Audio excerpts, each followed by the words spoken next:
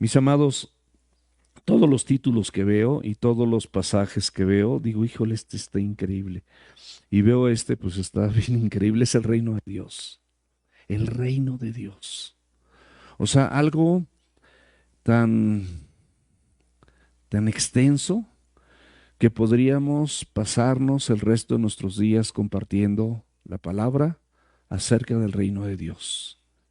En el libro de Lucas se menciona 32 veces el Evangelio de Lucas, lo cual implica, si tiene veintitantos capítulos, implica que esto es la parte central del Evangelio de Lucas, el reino de Dios. Y a lo largo de la Escritura y a través de la venida de Cristo, es la esencia del Evangelio. Y el Evangelio es aquello que, esas buenas noticias de parte de Dios que llegaron a nuestra vida, que las escuchamos cuando estábamos en tinieblas, y de esas tinieblas el Señor obró en medio de esas tinieblas a pesar de ti y a pesar de mí. A pesar de tus pecados y tus transgresiones y a pesar de los míos y tus planes malévolos, carnales, oscuros, Dios se fijó en nosotros y nos muestra su reino y nos muestra su justicia y nos muestra la obra de Cristo y nos muestra que no somos merecedores y nos muestra que por cuanto todos pecamos estamos destituidos de la gloria de Dios. Y nos muestra su gracia y a través de esa gracia nos muestra su salvación a través de los méritos de Cristo en la cruz, donde toma nuestro lugar y nos salva, nos rescata.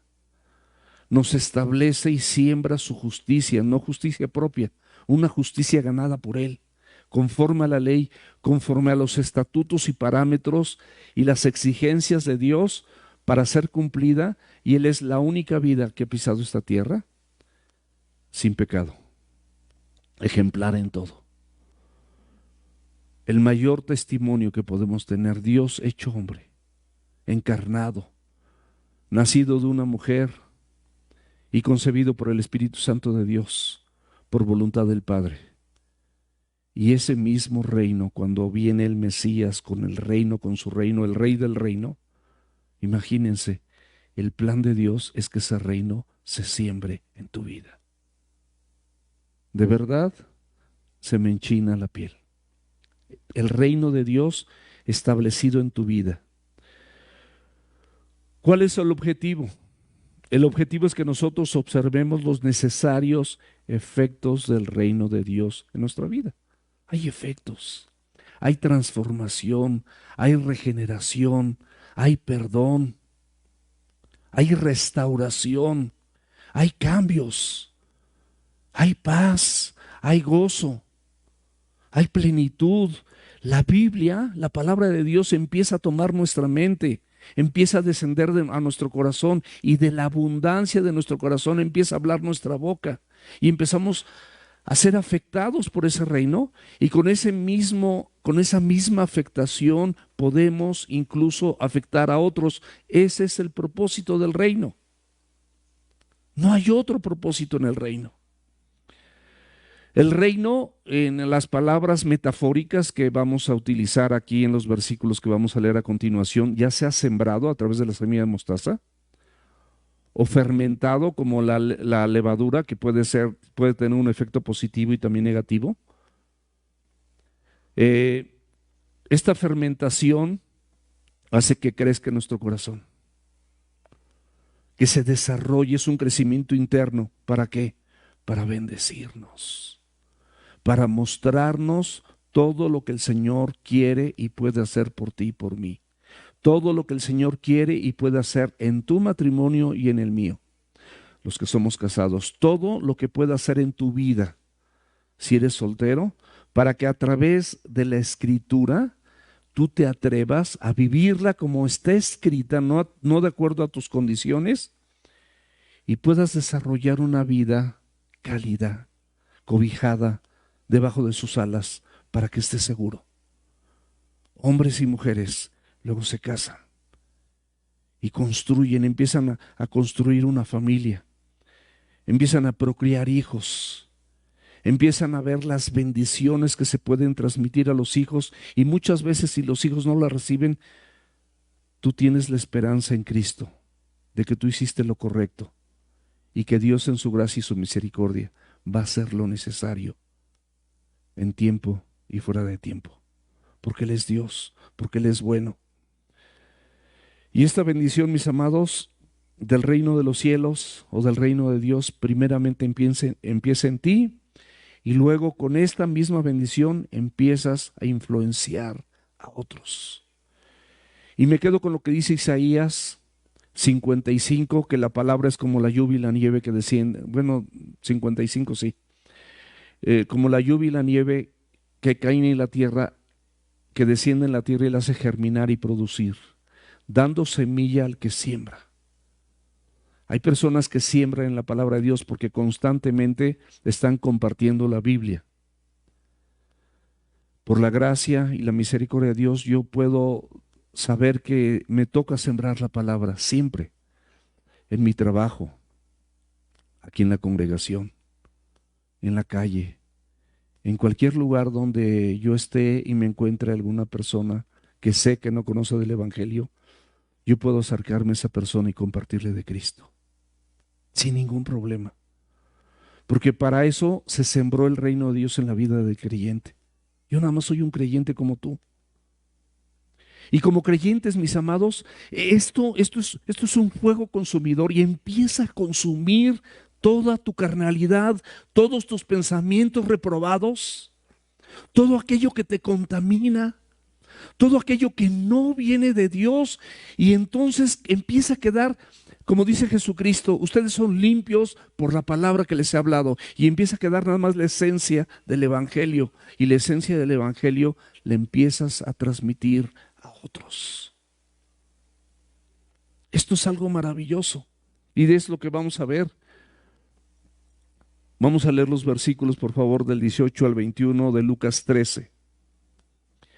Nada más 4 versículos, pero de estos 4 versículos podríamos pasarnos a hablarnos y a hablar de ellos no solamente el resto del año, sino hasta que Cristo viniera y no terminaríamos. Y dijo: ¿a qué es semejante el reino de Dios y con qué lo compararé? Palabras de Cristo.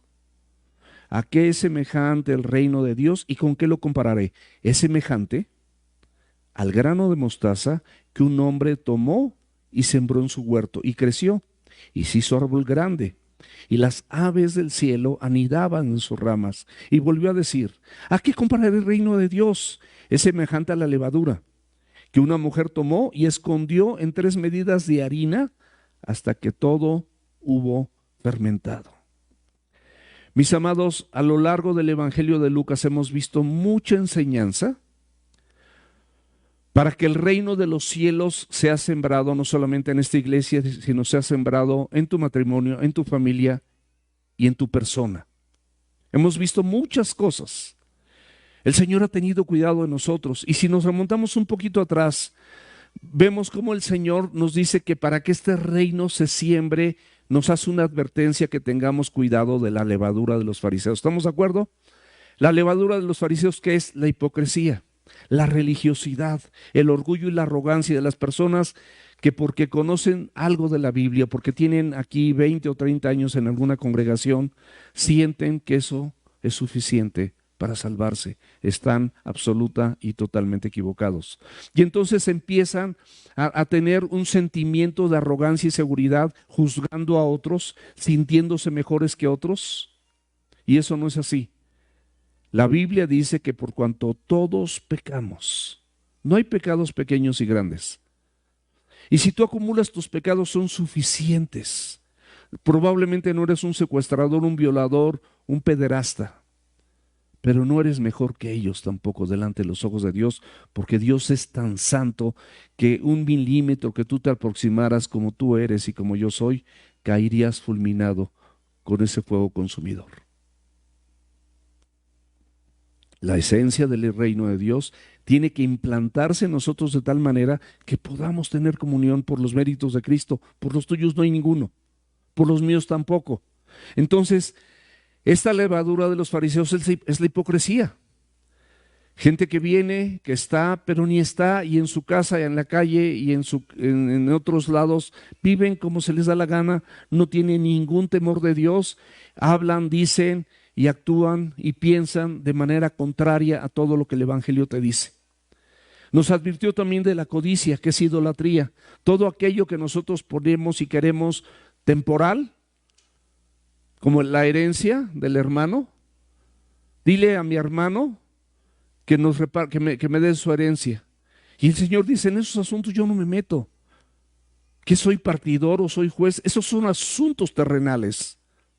Si tú eres una persona de Cristo, tú puedes confiar plenamente en que tu proveedor es Dios y no necesitas absolutamente nada que no te dé Él directamente sin problemas. Ese es el reino de Dios establecido. La codicia pueden ser muchas cosas, puede ser la fama, el nombre, el lugar, el pasar al frente, el tener cierto protagonismo, el celular de una persona, el iPad, las redes sociales, los Twitter, los TikToks, todas estas cosas que se manejan y que lamentablemente consumen el tiempo de la gente en nada.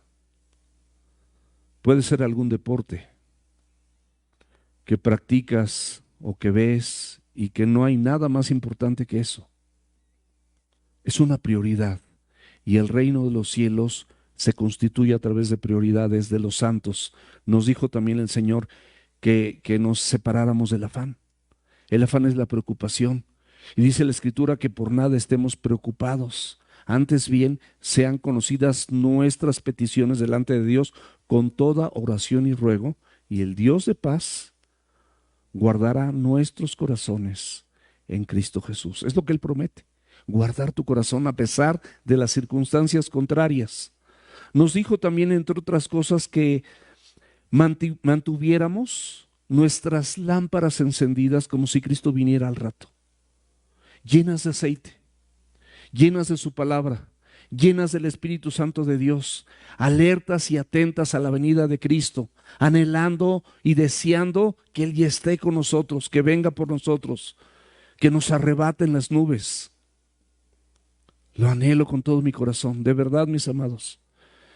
Y con esto poder ser luz para otras personas, porque la luz se pone encima, no se pone debajo del almud, sino encima para que alumbre a todos los hombres. Y el Señor nos dice, vosotros sois la luz del mundo.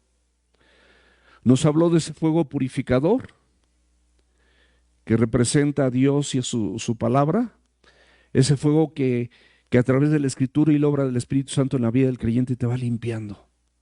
Pero ese fuego que también puede consumirte si no eres santo. El Señor dice, sed santos porque yo soy santo. Y Él nos santificó, Él te santificó, Él te apartó para esto. Este es el objetivo, que el reino de los cielos sea implementado en tu vida, en tu mente y en tu corazón. Nos habló de la necesidad del arrepentimiento.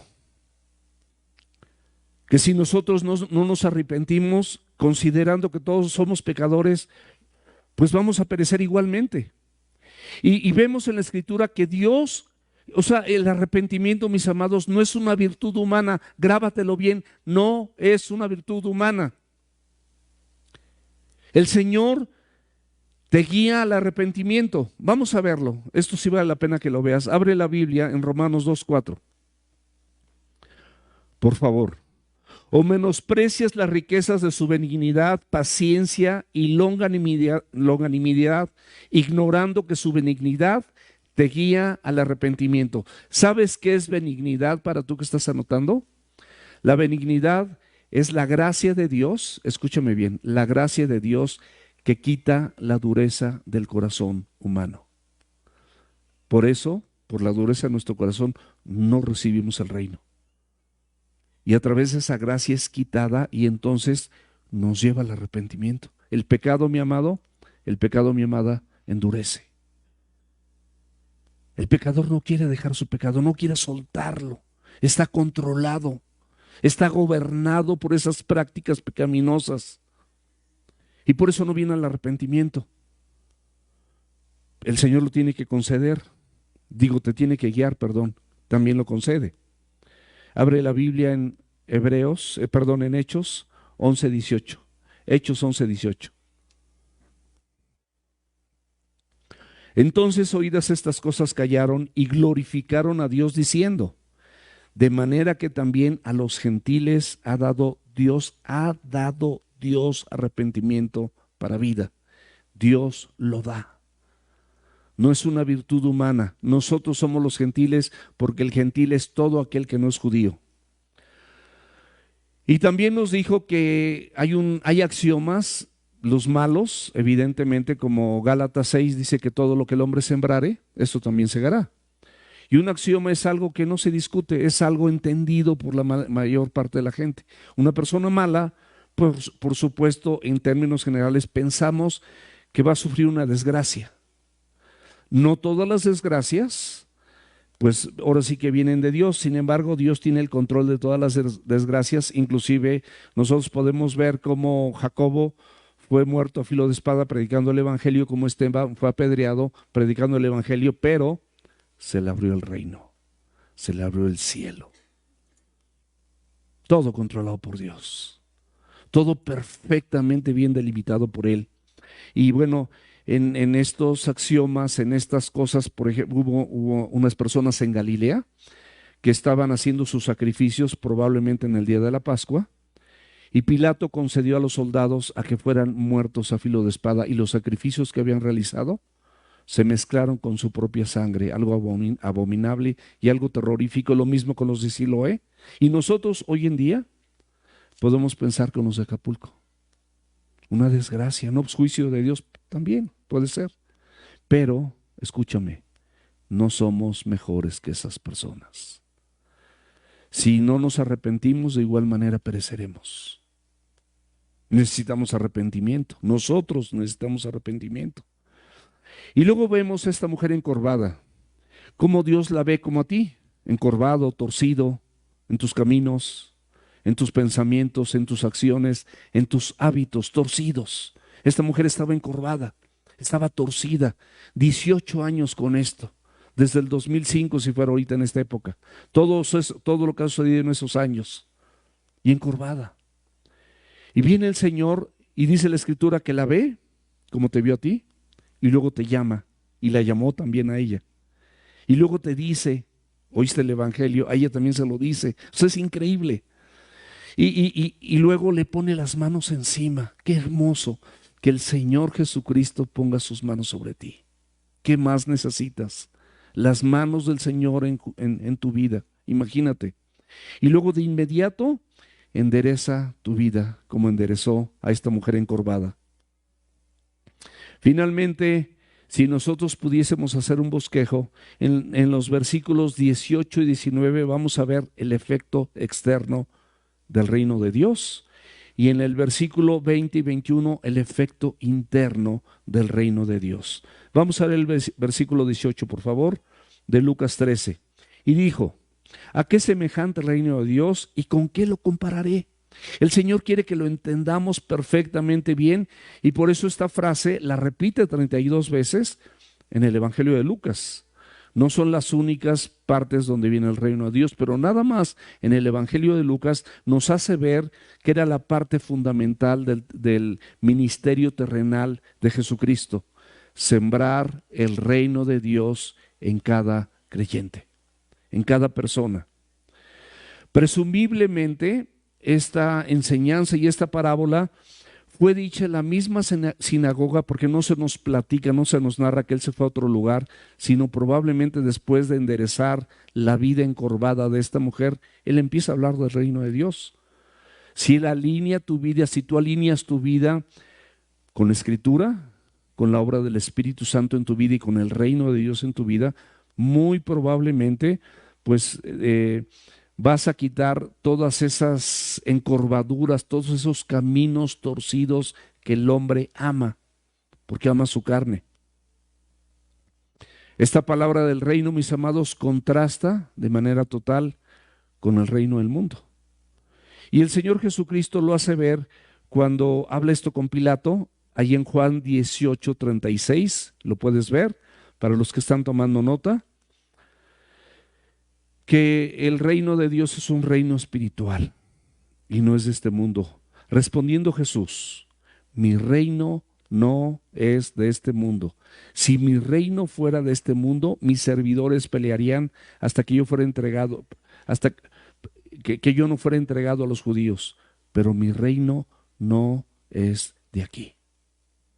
Él viene a establecer un reino en personas del mundo, porque estábamos en el mundo. Y el Señor que nos dice en 1 Juan capítulo 2, versículos 15 al 17, dice, no améis al mundo, ni las cosas que están en el mundo. Si alguno ama al mundo, el amor del Padre no está en él. Porque todos los deseos de la carne, los deseos de los ojos y la vanagloria de la vida no provienen del Padre, sino del mundo. Y el mundo pasa y sus deseos, pero el que hace la voluntad de Dios permanece para siempre. El reino de Dios, mis amados, no está basado en cosas temporales. Esto puedes anotarlo, sino en cosas eternas. Nosotros como seres humanos a veces queremos enfocarnos completamente en las cosas temporales. La Biblia dice que si tú y yo buscamos el reino de Dios y su justicia, esas cosas temporales van a ser añadidas. Nos dijo también el Evangelio de Lucas que las aves y las flores no son mayores que el hombre o que la mujer. Nosotros como seres humanos somos mayores que ellos. Y si Dios viste a las flores y alimenta a las aves, ¿cuánto más hará contigo? ¿Cuándo comenzó este reino? Con la llegada de Jesús, mis amados, a esta tierra, después de haber sido bautizado por Juan. Abre la Biblia si gustas en Mateo 4, versículo 17. Dice, desde entonces comenzó Jesús a predicar y a decir, arrepentíos porque el reino de los cielos se ha acercado. Su ministerio, el ministerio de Jesús, el servicio de Jesús, que esa es la palabra ministerio para la humanidad, empezó con esto, compartiendo las bienaventuranzas del reino de Dios, compartiendo estas grandes noticias del Evangelio. Y vemos que esto no solamente lo hizo cuando inició, sino también lo anunciaba por todas las aldeas donde él pasaba, todo lugar a donde él fue, él habló del reino de Dios. Lucas 8:1. Aconteció después que Jesús iba por todas las ciudades y aldeas predicando y anunciando el evangelio del reino, y los 12 con él. A estos 12 fueron sus discípulos y los instruyó también para que predicaran el reino de Dios y los envió. Lucas 9:2 dice, y envió a predicar el reino de Dios y a sanar a los enfermos. Se refiere a los 12, pero luego la Biblia nos cuenta que luego hubo 70 y estos 70 también fueron enviados. Y en Lucas 10:9 dice, sanad a enfermos que hay en ella, decirles, se ha acercado a ustedes el reino de Dios, así que ese era el mensaje principal y las buenas noticias del reino. No había otro mensaje principal. El mensaje principal en esta mañana, mis amados, es que el Señor quiere sembrar su reino en tu vida y en la mía. Ese es el mensaje principal de esta mañana. Las señales y los milagros solo son una manifestación del reino de Dios y del Mesías que había llegado a esta tierra. El Mesías y el reino de Dios siempre los verás juntos. Todo el ministerio de Jesucristo es una manifestación de que el reino de Dios se había acercado a la humanidad y de que Él era el Mesías. Esa era la evidencia nada más. Lucas 13, versículo 19. Aquí empieza la primera comparación. Es semejante al grano de mostaza que un hombre tomó y sembró en su huerto y creció y se hizo árbol grande y las aves del cielo anidaron en sus ramas. Aquí, mis amados, esta comparación está basada en un labrador de la tierra, primeramente en un labrador de la tierra. Ese labrador es el dueño de este huerto. Y ese labrador, ¿cuál es su función? Sembrar este reino en el corazón de la gente. Él quiere sembrarlo en el corazón de la gente. ¿Se acuerdan cuando esa higuera iba a ser retirada? Y el labrador justamente dijo, bueno, el viñador dijo, no, dame permiso, un año más. Déjame hacer un cerco alrededor de ella, para abonarla, para ponerle agüita, para hacer lo necesario a través de la palabra, de la obra del Espíritu Santo, para que esta persona se arrepienta y pueda dar fruto. No esperes, mi amado. No esperes, mi amada. Domingo a domingo, semana a semana, en momentos individuales en tu persona, el Espíritu Santo sin duda te ha redarguido de que vengas a Cristo, de que dejes esos hábitos, de que te atrevas a caminar con Él. Filipenses 1, versículos del 9 al 11. Y este es el crecimiento del reino en la vida del creyente. Y esto pido en oración.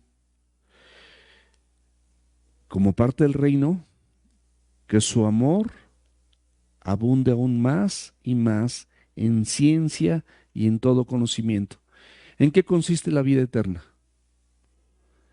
En que conozcan a Él, al único Dios verdadero, ¿y a quién más? Y a su Hijo Jesucristo, a quien Él ha enviado. En eso consiste. Entonces, ese es que crezcas en ese conocimiento y ciencia, conociendo a Dios y conociendo a su Hijo, para que apruebes lo mejor. O sea, tendrás el suficiente criterio, la suficiente sensibilidad y la guianza del Espíritu Santo de Dios para aprobar lo mejor, a fin de que seas sincero e irreprensible para el día de Cristo.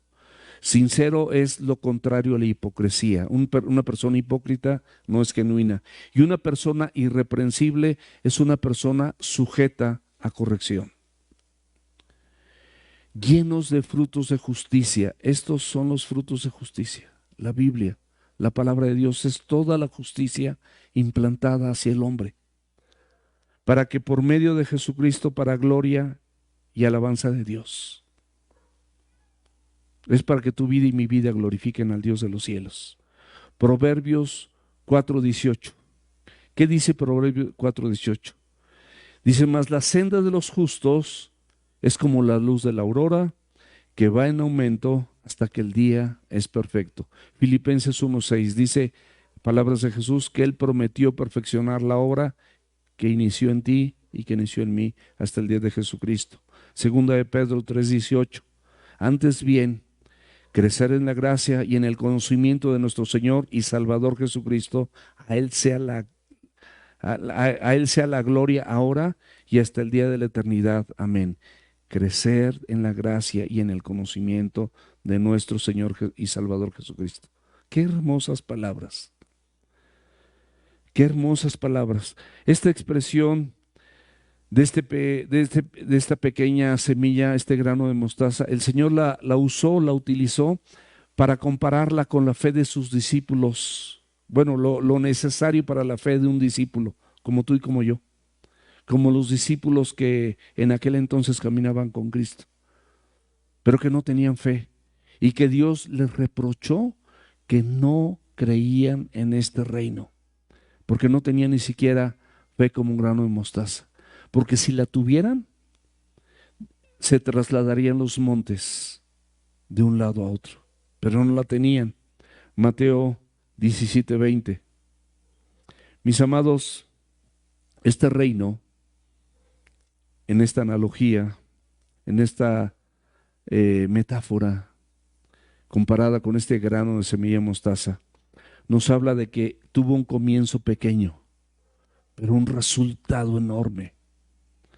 Hoy en día, de toda la humanidad, de los millones y millones de seres humanos, por lo menos el 31% se considera cristiano. Digo, ahí si son salvos o no son salvos, a nosotros no nos compete.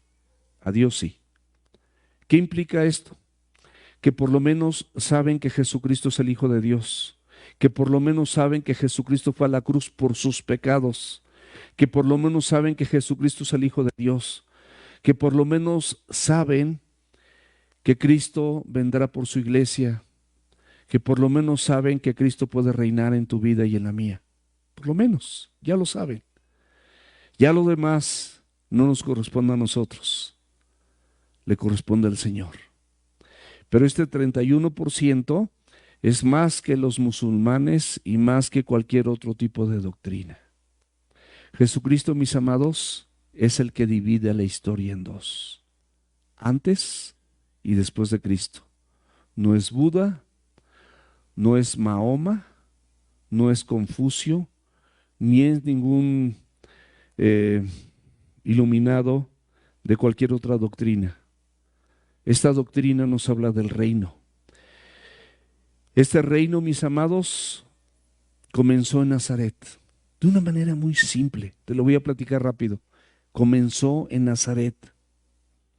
Este rey de este reino fue puesto en un pesebre con una madre adolescente, con un padre adoptivo.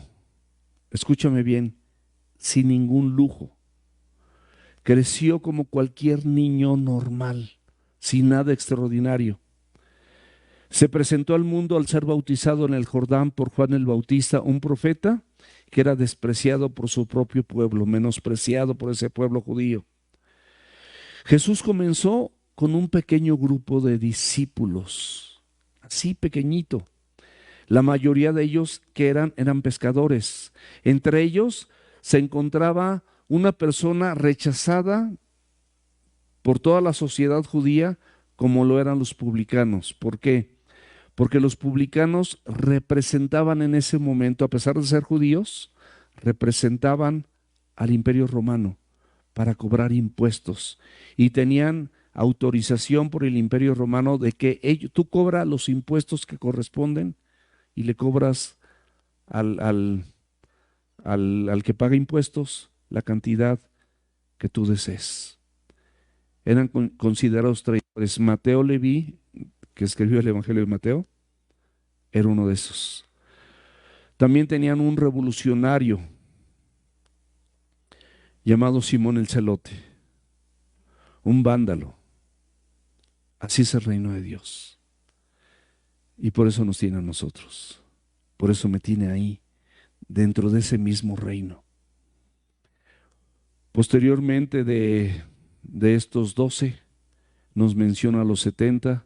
Luego nos menciona que en Pentecostés, después de que Cristo ya había resucitado, estaban reunidos 120. Descendió el Espíritu Santo sobre esos 120. En su primera predicación de uno de estos 120, alcanzaron a 3,000 que se agregaron a este reino. Hechos 2:41. Y en Hechos 4:4 nos menciona más adelante, bueno, ahí mismo en Hechos, que fueron 5,000. Qué hermoso es Dios. Qué hermoso crecimiento. Y luego en Apocalipsis, este sí quiero leerlo, Apocalipsis 7:9, dice: después de esto miré, y aquí una gran multitud, la cual nadie podía contar. Esto es hasta el fin, es el último libro de la Biblia. Es cuando estemos en su presencia, una multitud ganada por Cristo y por este evangelio y por este reino de Dios, donde Dios te usa y me usa para que nosotros recibamos ese reino primeramente y ese reino lo compartamos sin temor a los demás, que están en tinieblas y en obscuridad como tú te encontrabas y como yo me encontraba. Qué maravilloso mensaje. Qué excelso el reino de Dios. Una multitud la cual nadie podía contar, de todas las naciones y tribus y pueblos y lenguas que estaban delante del trono y en la presencia del Cordero, que es Jesucristo, vestidos con ropas blancas, porque fuiste limpiado por Él, y con palmas en las manos para glorificar su nombre. Imagínate qué escenario. Sin embargo, en esa analogía, Él nos menciona que las ramas crecieron tanto, las ramas de este reino, que las aves del cielo anidaban en ellas. ¿Y esto qué representa? Las multitudes, mis amados, que pueden encontrar refugio en este reino de Dios. En esas multitudes, ciertamente, yo considero que en su mayoría son los hijos de Dios que fueron abrazados con este reino. Por supuesto que también ahí va a haber falsos profetas, falsos maestros y falsas doctrinas y cosas de este tipo. Pero en esencia, el reino de Dios, según Juan 4:4, dice usted, 1 Juan, capítulo 4, versículo 4, dice, ustedes son de Dios y han vencido, porque mayor es el que está en ustedes que el que está en el mundo. Sin duda. Al hacer nidos, el nido representa seguridad, representa protección, representa cuidado, representa descanso, que es lo que brinda el reino de Dios y su palabra contenida, este evangelio maravilloso.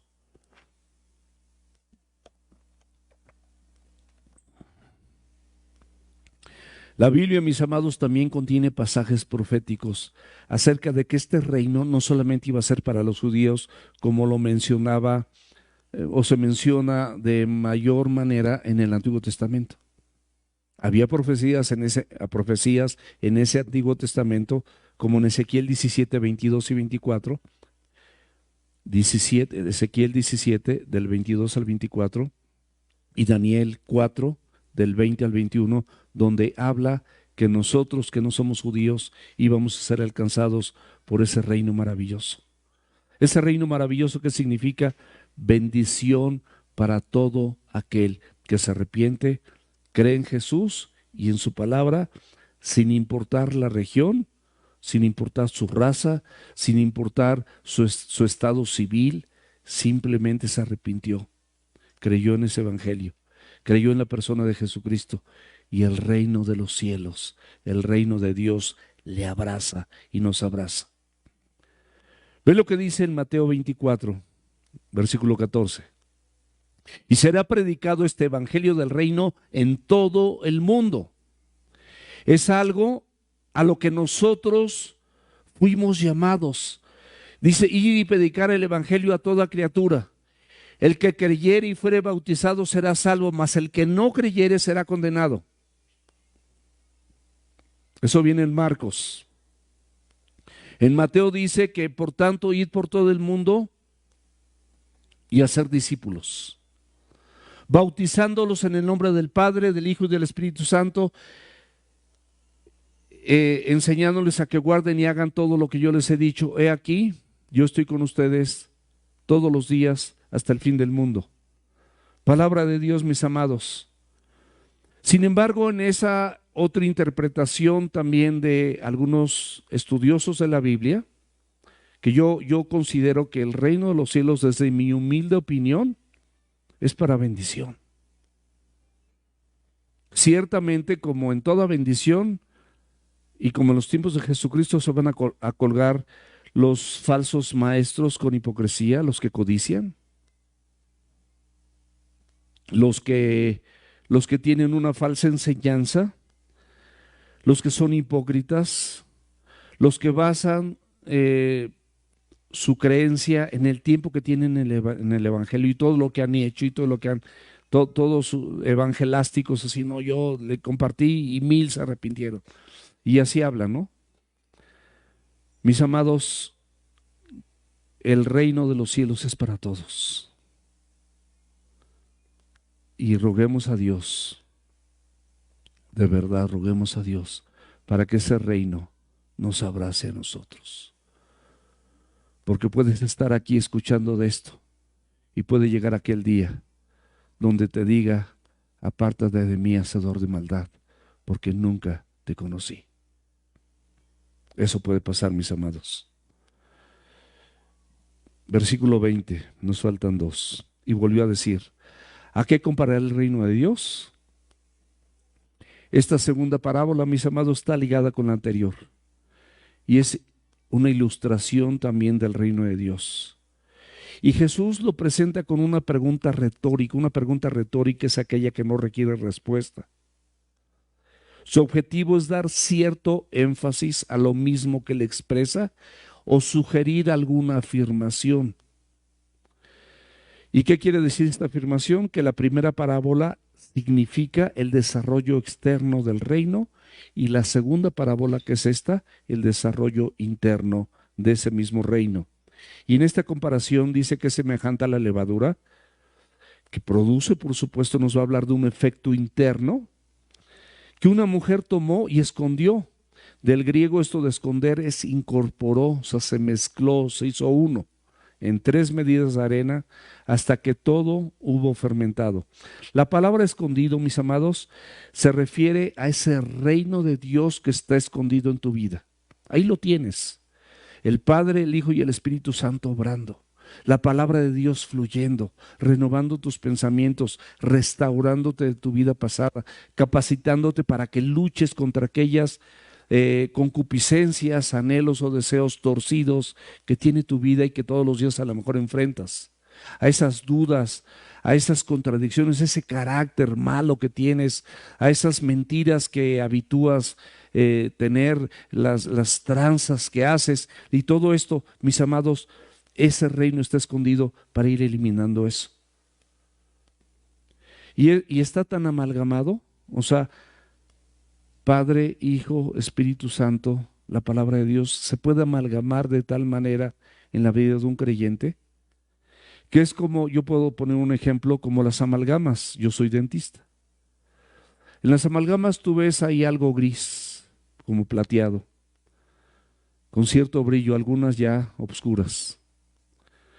Pero la amalgama, yo creo que aquí pocos lo saben, pero es estroncio, zinc, cobre y otro metal, estroncio, zinc, cobre, se me fue, el otro metal, aliados por el mercurio, plata.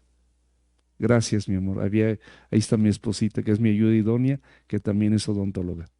Aliadas por el mercurio. Y tú ves ahí, están aliados. Tú nada más ves eso, pero pocas personas saben que ahí está estroncio, zinc, plata, cobre, aliados por el quinto metal, que es el mercurio, que es el único metal líquido. Pocas personas lo saben. Así es el reino de Dios. Así se establece. Pocas personas saben que nosotros somos un pueblo panadero. Aquí no le gustan las conchas o los panqués, las conchas con nata. Qué ricas, ¿verdad? Y bueno, la levadura simplemente se mezcla en la masa y hace que esta masa crezca. Y si no fuera por esa levadura, no tendríamos conchas, no tendríamos panqués, no tendríamos biscuit, porque justamente hizo que la masa creciera y se convirtiera en ese pan delicioso que nosotros disfrutamos. Así es el reino. Está en tu corazón, está escondido y crece de tal manera que de alguna manera, pues, te permite que puedas compartir con otros, que pueda ser una delicia tu conversación, que tus palabras, como dice la Escritura, sean gracia para los oyentes, por la gracia de Dios depositada en ti, porque no son tus virtudes, sino son las virtudes del reino de Dios que fue implantado por el Señor Jesucristo en tu vida y en la mía. Estas 3 medidas de harina pueden representar pues muchas cosas a ese Dios trino, primeramente. Dios como Padre, Dios como Hijo y Dios como Espíritu Santo. Puede ejemplificar también los 3 años de ministerio del Señor Jesucristo. Puede ejemplificar esos 3 días y esas 3 noches donde vino la resurrección de nuestro Señor Jesucristo.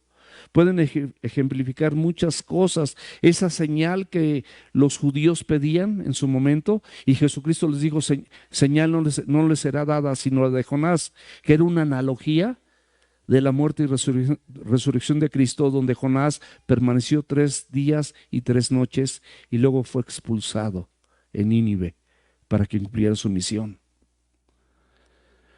Y nos dice aquí en esta parábola, en esta porción de la Escritura, que todo hubo fermentado. Significa que el reino de Dios se ha predicado a todos y que no se descanse y no descanses hasta que tú prediques el reino a toda persona que conoces. Eso significa que hasta que hubo fermentado, hasta que esta masa invadió todo tu ser y está tan invadido tu ser del Evangelio que tú vas con ese Evangelio a todo lugar y exhortas y reprendes y amonestas y con amor y con mansedumbre compartes la palabra para que otros se arrepientan y puedan recibir el reino. La levadura, mis amados, hace crecer la masa. La masa, como yo les decía, puede ser buena o puede ser mala. La masa de los fariseos, la levadura de los fariseos, ¿se acuerdan? Esa era mala, esa era hipocresía, pero así crecía. Pero la levadura del reino de los cielos, sembrada en un sentido positivo en el creyente, esa también crece.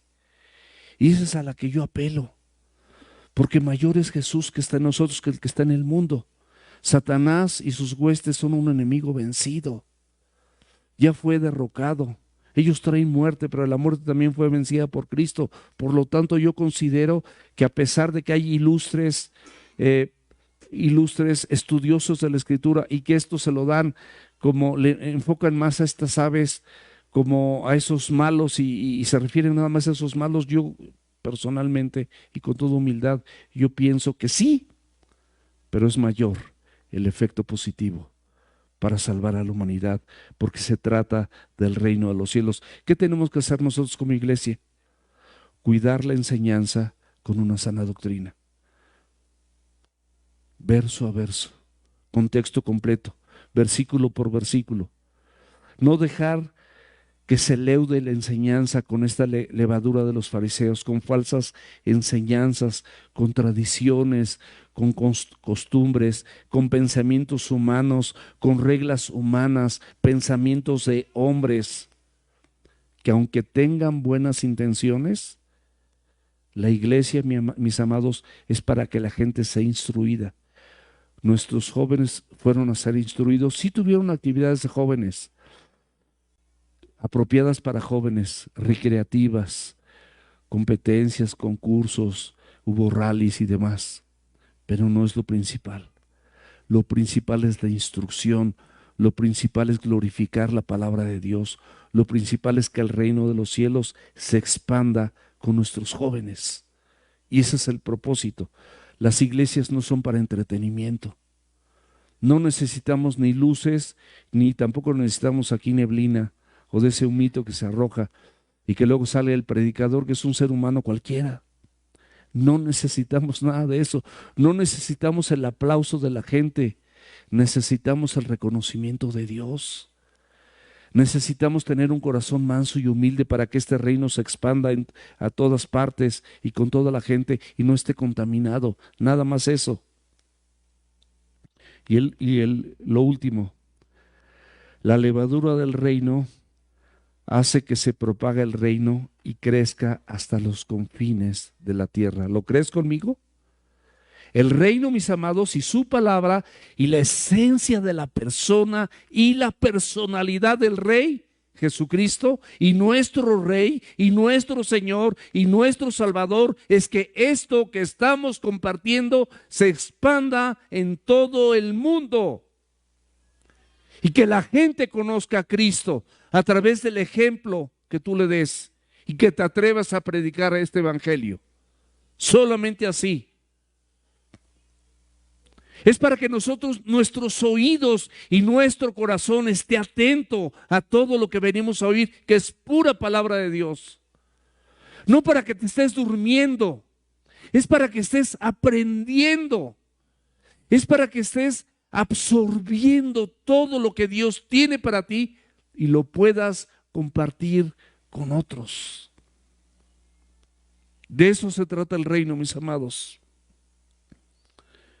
Filipenses 2, versículos del 10 al 11. Para que en el nombre de Jesús se doble toda rodilla que están en los cielos, en la tierra y debajo de la tierra, y toda lengua confiese que Jesucristo es el Señor. ¿Para qué? Para gloria de Dios Padre. Si Jesucristo es tu Señor en verdad, por su gracia y misericordia, tú glorificas a Dios con tu vida. En Mateo 24:14 ya lo habíamos leído: y será predicado este evangelio del reino en todo el mundo para testimonio de todas las naciones, y entonces, no antes, vendrá el fin. La interpretación positiva de estos versículos, mis amados, es una transformación y una regeneración del corazón y la mente humana. De eso se trata. El evangelio llega, mis amados, a la vida de las personas. Y estas personas, como tú y como yo, comunes, simples, pero muy pecadores, como por lo menos yo en un pasado, muy pecadores y que abrazaban el pecado con un corazón corrupto y una mente reprobada. Y Cristo viene y nos transforma. Y te quedas estupefacto, de rodillas, doblegado por la gracia y la misericordia depositada en ti. Y no puedes hacer otra cosa más que rendir tus días con un culto racional a tu Dios y a tu servidor, y asombrarte de todo lo que Él tiene para ti y todo lo que tiene para otros. Y entonces lo compartes, entonces lo entregas, entonces te apasionas, porque afectó tu vida en todas las áreas, en tus relaciones personales, en tu forma de pensar, en tu conducta, en tu mismo trabajo, con tu familia, con tu esposa, con tu esposo, con tus hijos, con tus padres, en tus relaciones familiares en general, en tu servicio, en todo. Ese es el reino de Dios. Yo lo quiero en mi vida. Yo lo quiero, lo anhelo en mi vida. No sé tú. Vamos a orar.